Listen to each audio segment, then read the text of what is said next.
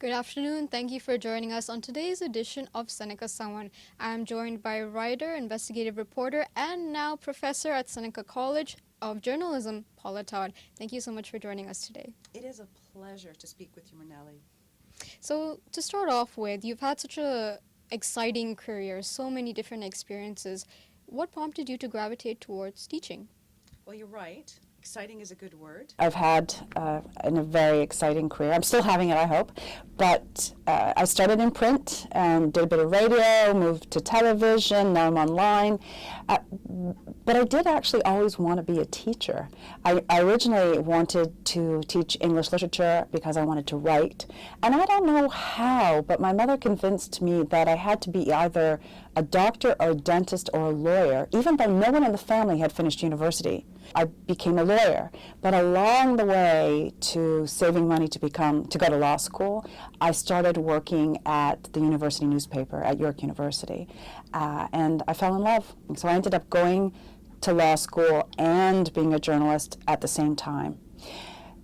Eventually, after doing pretty much everything there was to do in journalism, I finally managed to get the job I always wanted, which was to be a teacher.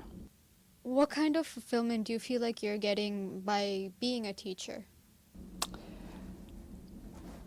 Teaching is not exactly what I imagined when I was 11 years old, and I used to line up all my friends and point my finger at them. It's more rewarding than I could have imagined. You get people in class who you can tell have never been exposed to large parts of the world.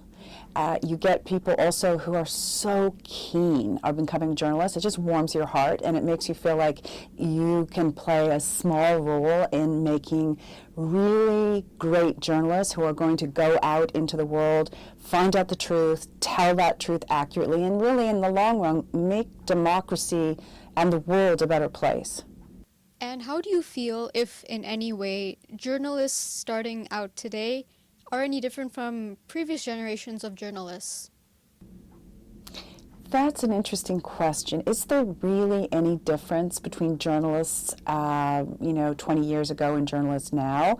I don't think so. If you are determined to be a record keeper and to be a witness and to be an investigative reporter, for example, who finds out things nobody wants you to know, that's how you know that they need to be found out.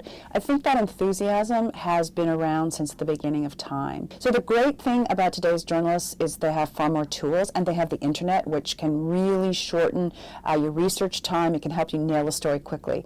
The bad side is that we have the internet, and we have all kinds of people posting garbage, trash, lies, and we now have, for example, a president in the United States who is so persuaded that people can be lied to and be convinced that that's the truth, that it becomes even more difficult, for example, to be a political journalist when lawmakers won't tell the truth, and when there is not yet a way online to repeatedly nail down the truth and make sure people believe that. So it's the best of times and it's the worst of times. And on that note, how do you feel new journalists are handling this influx of what we call fake news?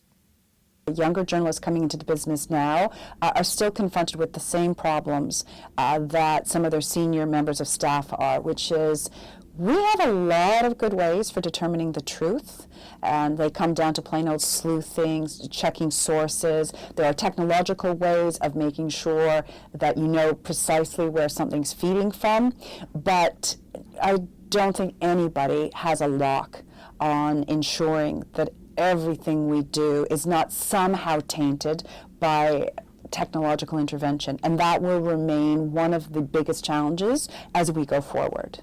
And as I understand, you're currently doing a PhD in digital journalism, so what kind of exciting things are you exploring in that field?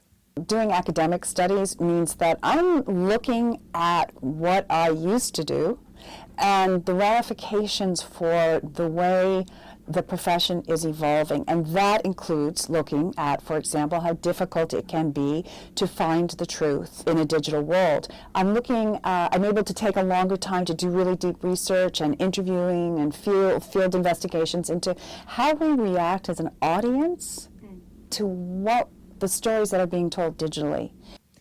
So that was today's edition of Seneca Someone. Once again, I'd like to thank Paula Todd for sharing her incredible story, and we hope to see you next time.